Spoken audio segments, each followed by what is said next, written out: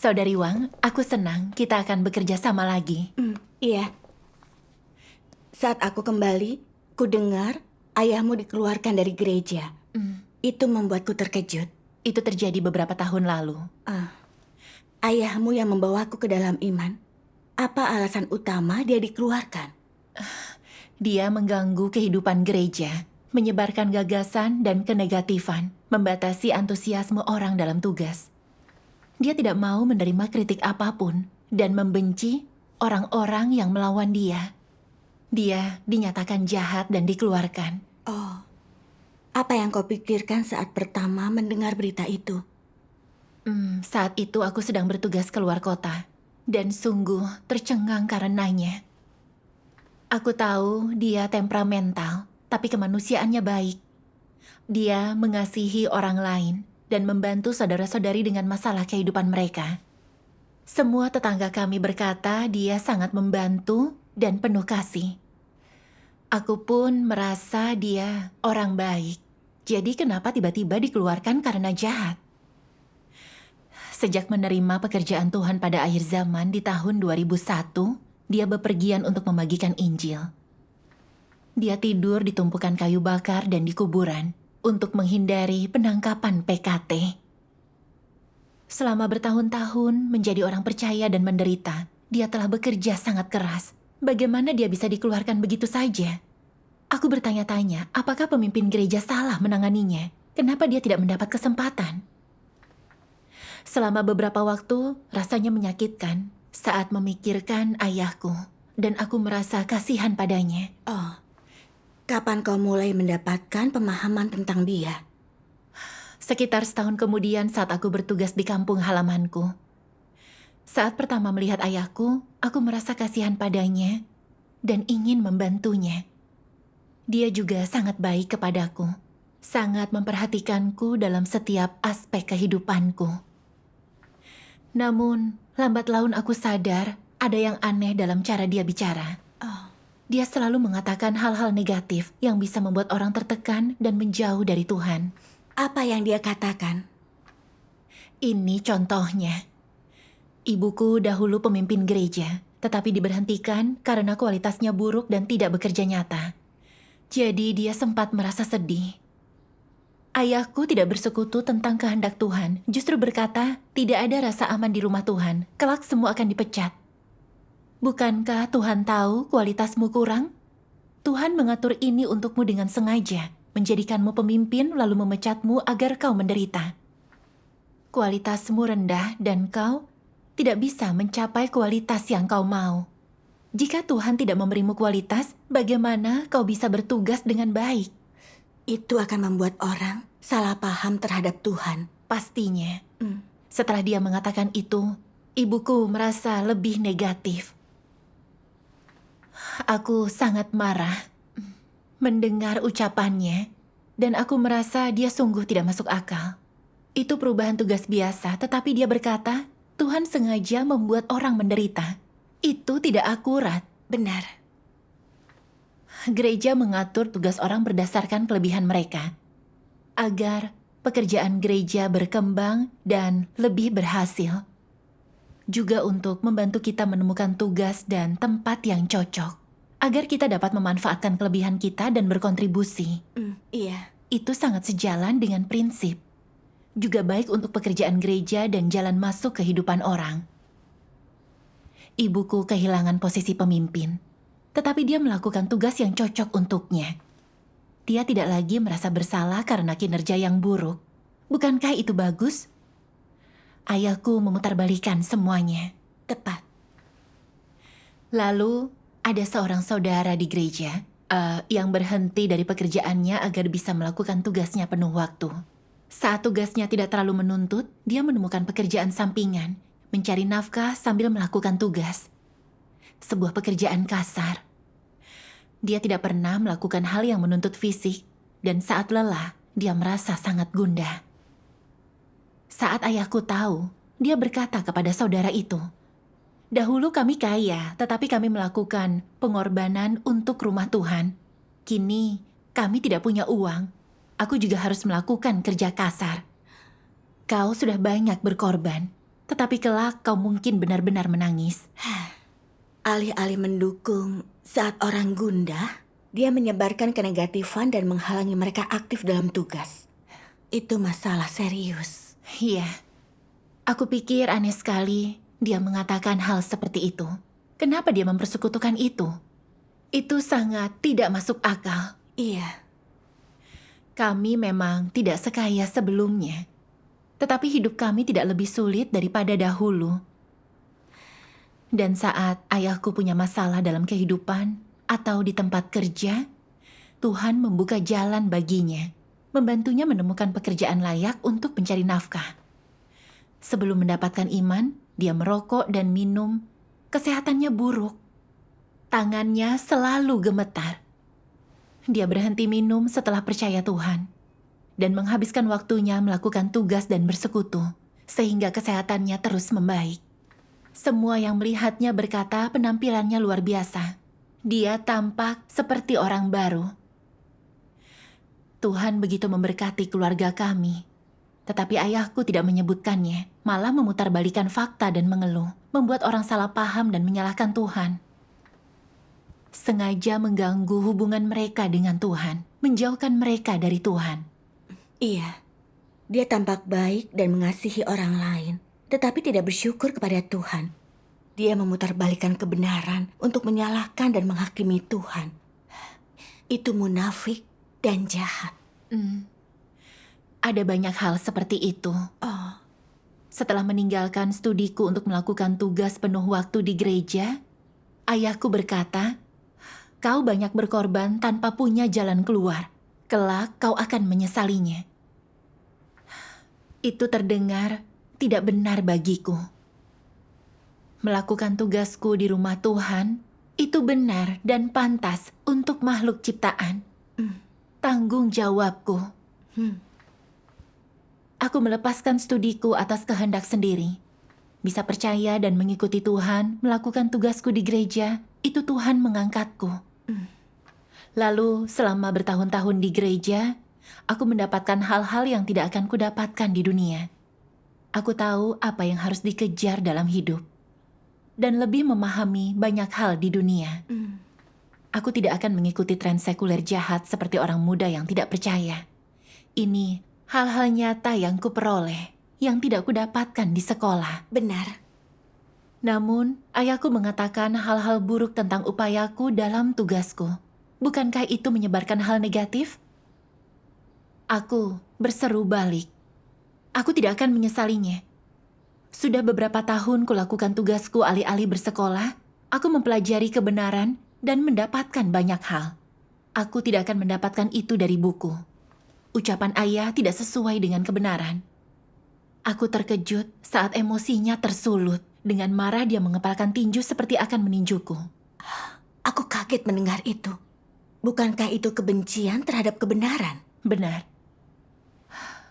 Aku lalu menyadari ayahku bukanlah orang yang kukira.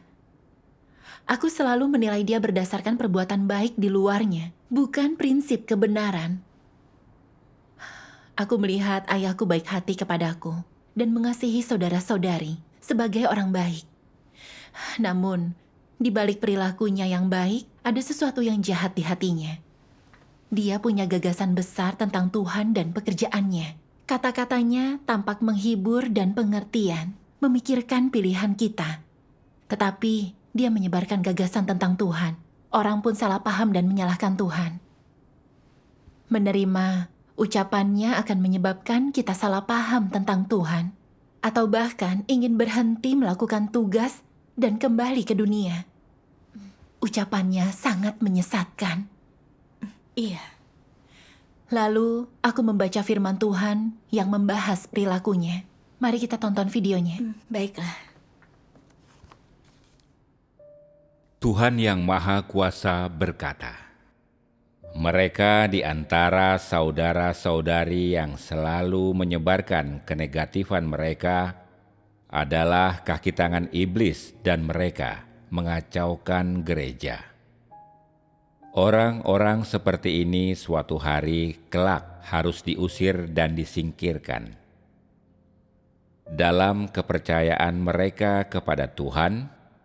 Jika orang tidak memiliki hati yang menghormati Tuhan, jika mereka tidak memiliki hati yang taat kepada Tuhan, mereka bukan saja tidak akan mampu melakukan pekerjaan apapun baginya, tetapi justru sebaliknya, mereka akan menjadi orang-orang yang mengganggu pekerjaan Tuhan dan yang menentang Dia. Percaya kepada Tuhan tetapi tidak menaati ataupun menghormatinya dan malah menentang Dia adalah hal paling memalukan sebagai seorang percaya. Apabila orang-orang percaya selalu hanya asal-asalan dan tidak menjaga perkataan dan tingkah lakunya sama seperti orang tidak percaya, maka orang-orang seperti itu bahkan lebih jahat daripada orang tidak percaya. Mereka adalah roh-roh jahat yang sebenarnya. Semua orang yang telah dirusak oleh iblis memiliki watak yang rusak. Beberapa orang semata-mata memiliki watak yang rusak, sementara beberapa orang yang lainnya berbeda. Mereka bukan sekadar memiliki watak iblis yang rusak, tetapi natur mereka juga luar biasa jahatnya. Bukan saja perkataan dan perbuatan mereka menyingkapkan watak jahat mereka yang rusak. Lebih dari itu, orang-orang ini adalah iblis si setan itu sendiri. Perilaku mereka mengganggu dan mengacaukan pekerjaan Tuhan, menghalangi jalan masuk saudara-saudari ke dalam kehidupan, dan menghancurkan kehidupan bergereja yang normal.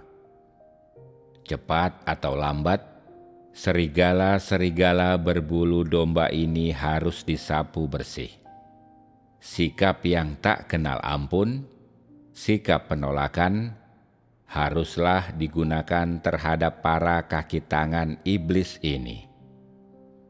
Hanya inilah arti berdiri di pihak Tuhan.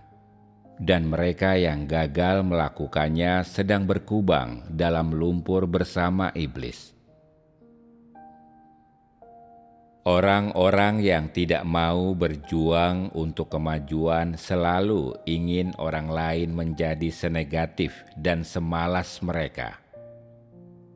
Mereka yang tidak melakukan kebenaran merasa iri terhadap mereka yang melakukannya, dan selalu ingin memperdayai mereka yang dungu dan tidak berpengertian. Hal-hal yang mereka sebarkan bisa menyebabkan engkau mundur, terperosok, mengembangkan keadaan yang tidak normal, dan dipenuhi kegelapan. Mereka menyebabkanmu menjadi jauh dari Tuhan, mencintai daging, dan memuaskan dirimu sendiri. Orang-orang yang tidak mencintai kebenaran dan yang selalu acuh tak acuh terhadap Tuhan tidak memiliki kesadaran diri, dan watak orang-orang seperti itu membujuk orang lain agar berbuat dosa dan menentang Tuhan. Mereka tidak melakukan kebenaran, dan mereka juga tidak membiarkan orang lain melakukan kebenaran. Mereka mencintai dosa dan tidak merasa jijik terhadap dirinya sendiri.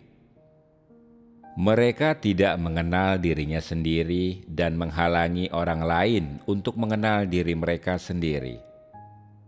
Mereka juga menghalangi orang lain untuk merindukan kebenaran. Orang-orang yang mereka perdayai tidak mampu melihat terang. Mereka jatuh ke dalam kegelapan, tidak mengenal dirinya, tidak memiliki kejelasan tentang kebenaran, dan semakin lama semakin jauh dari Tuhan.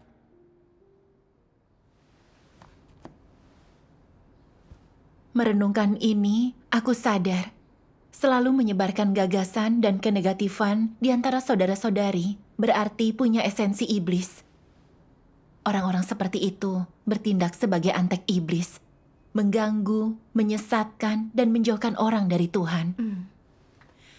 Mengucapkan hal-hal seperti itu di sepanjang waktu bukan hanya menunjukkan sedikit kerusakan atau kelemahan sesaat, tetapi karena pada esensinya dia membenci kebenaran dan Tuhan. Jadi saat terjadi sesuatu, dia mengungkapkan sudut pandang yang menentang firman Tuhan dan kebenaran agar orang menyalahkan Tuhan. Kulihat ayahku tidak mengejar kebenaran. Karena tidak mendapatkan berkat materi atas usahanya, dia merasa rugi. Bahkan dipenuhi kebencian terhadap Tuhan. Dia tidak mau mempertahankan imannya, dan dia ingin membuat orang lain menjauhkan diri dan mengkhianati Tuhan bersamanya. Kata-katanya penuh tipu daya iblis yang bertujuan membunuh motivasi orang dalam tugas dan merusak hubungan mereka dengan Tuhan. Dia kaki tangan iblis, milik iblis. Benar. Orang biasa tidak akan melakukan hal seperti itu sesedia apapun mereka. Hanya salah satu iblislah yang begitu membenci Tuhan. Aku mulai merasa ayahku bukan orang baik, tetapi jahat. Sebelumnya kita semua diperdaya hal-hal baik yang dia lakukan. Kurasa begitu. Lalu aku membaca sesuatu di... Mereka yang tidak sesuai dengan Kristus pasti merupakan lawan Tuhan. Bagian 4. Tuhan berfirman, mungkin selama bertahun-tahun beriman, engkau belum pernah mengutuki siapapun atau melakukan sesuatu yang jahat. Tetapi dalam persekutuanmu dengan Kristus, engkau tidak mampu mengatakan kebenaran, berlaku jujur, atau menaati firman Kristus. Jika demikian, kukatakan engkau adalah orang yang paling jahat dan berbahaya di dunia. Engkau mungkin sangat ramah dan setia kepada keluarga, sahabat, istri, atau suami, putra-putri, dan orang tuamu, dan tidak pernah memanfaatkan orang lain. Tetapi jika engkau tidak sesuai dengan Kristus, jika engkau tidak dalam keharmonisan dengannya, maka sekalipun engkau menolong sesamamu dengan semua yang ada padamu atau merawat ayah, ibu, dan anggota keluargamu dengan cermat, aku akan tetap menyebutmu jahat, terlebih lagi menyebutmu penuh dengan tipu muslihat yang licik.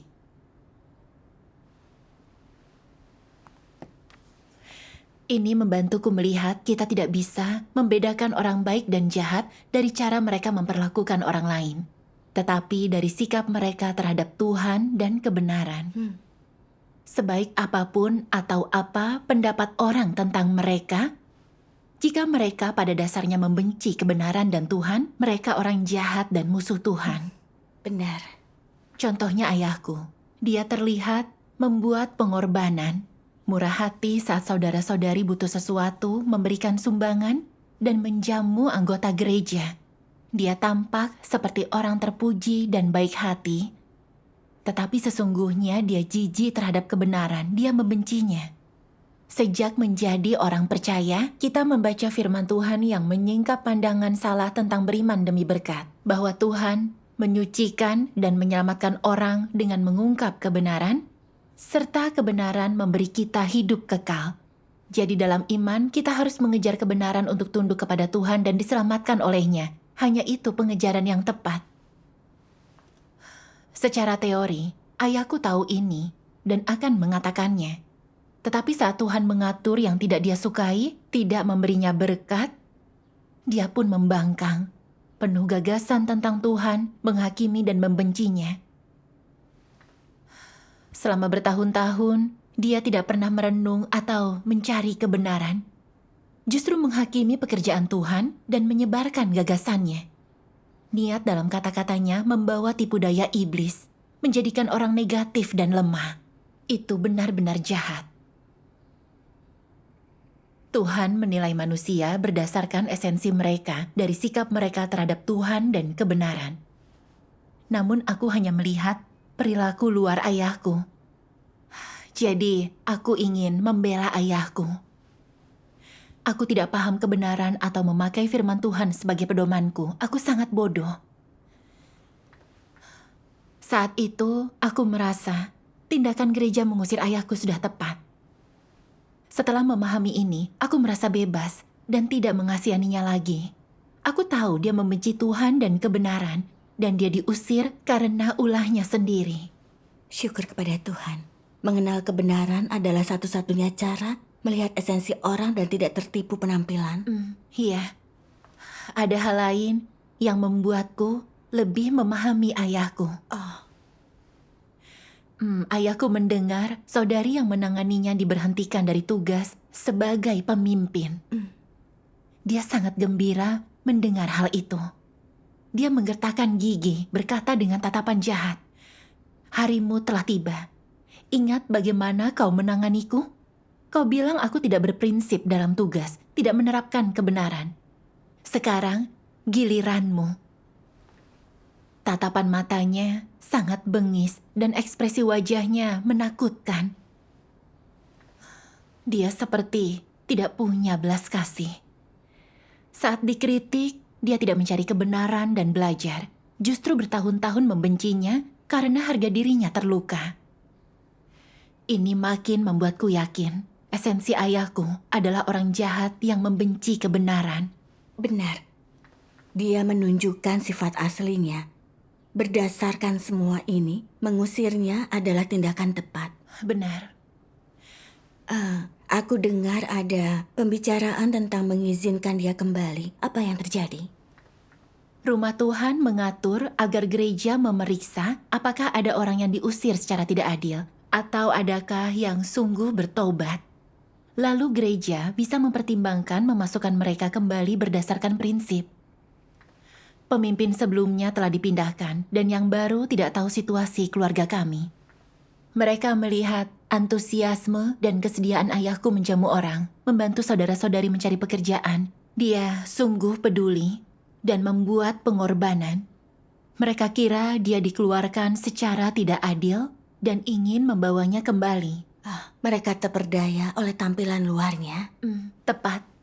Suatu hari pemimpin memberitahuku, gereja mempertimbangkan memasukkan kembali ayahku. Aku merasa itu sangat aneh. Karena dalam hati aku tahu, pengusiran ayahku sepenuhnya sesuai prinsip. Itu bukan kesalahan. Aku langsung berkata, ayahku tidak boleh masuk kembali. Karena tidak mengenal ayahku, dia bersekutu tentang orang perlu kesempatan bertobat. Awalnya, aku ingin bicara tentang perilaku spesifiknya. Tetapi aku ragu dan tidak mengatakan apa-apa. Kau masih berharap dia bisa kembali? Aku berpikir dia ayahku yang telah membesarkanku. Jika dia tahu aku menghalanginya untuk diterima kembali, dia akan terluka dan marah padaku. Memikirkan itu, aku tutup mulut. Tetapi aku merasa sangat bersalah setelah pemimpin itu pergi. Hanya aku dan ibuku yang tahu tentang ini. Dan tidak membicarakan ini berarti gagal melindungi pekerjaan gereja. Malam itu, aku gelisah di tempat tidur dan teringat kutipan firman Tuhan di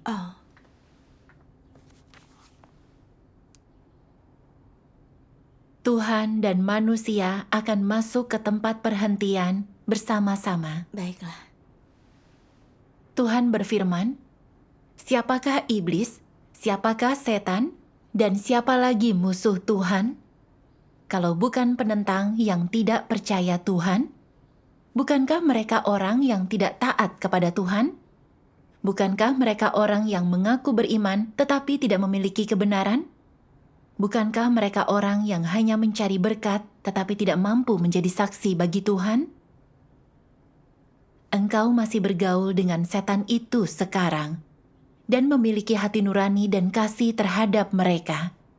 Tetapi bukankah ini berarti menawarkan niat baikmu kepada iblis dan berkawan dengan setan? Jika orang sekarang ini masih tak mampu membedakan antara baik dan jahat dan terus secara membabi buta menunjukkan kasih dan belas kasihan, bahkan tanpa sedikit pun keinginan untuk mencari kehendak Tuhan atau menjadikan hatinya sebagai milik mereka, maka akhir hidup mereka akan menjadi lebih buruk. Siapapun yang tidak percaya kepada Tuhan dalam daging adalah musuh Tuhan. Jika engkau memiliki hati nurani dan kasih terhadap musuh, bukankah itu berarti engkau tidak memiliki kebenaran? Jika engkau sesuai dengan mereka yang kubenci dan kulawan, dan tetap memilih kasih dan perasaan pribadi terhadap mereka, bukankah engkau tidak taat? Bukankah engkau sengaja menentang Tuhan? Apakah orang semacam itu memiliki kebenaran? Jika orang memiliki hati nurani terhadap musuh, kasih kepada setan, dan belas kasihan kepada iblis, bukankah itu berarti mereka sengaja mengganggu pekerjaan Tuhan?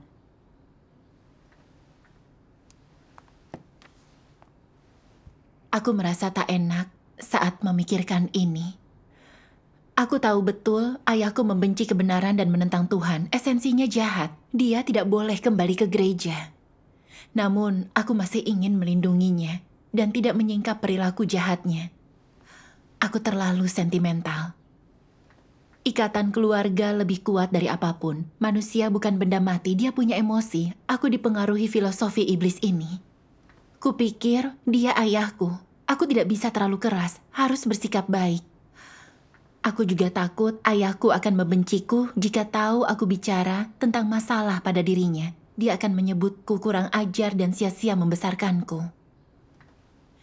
Aku tidak melihat menurut firman Tuhan, karena perasaanku aku justru melindungi ayahku, bukan pekerjaan gereja. Aku menentang dan mengkhianati Tuhan. Aku tahu ayahku pelaku kejahatan. Jika dia kembali ke gereja, dia akan mengganggu kehidupan gereja dan menghalangi jalan masuk kehidupan orang lain. Bukankah aku menjadi penolong pelaku kejahatan? Iya. Hidup berdasarkan emosi, aku tidak tahu benar dan salah, serta kehilangan prinsipku. Perasaanku semakin buruk. Lalu ada sebuah kutipan yang kubaca.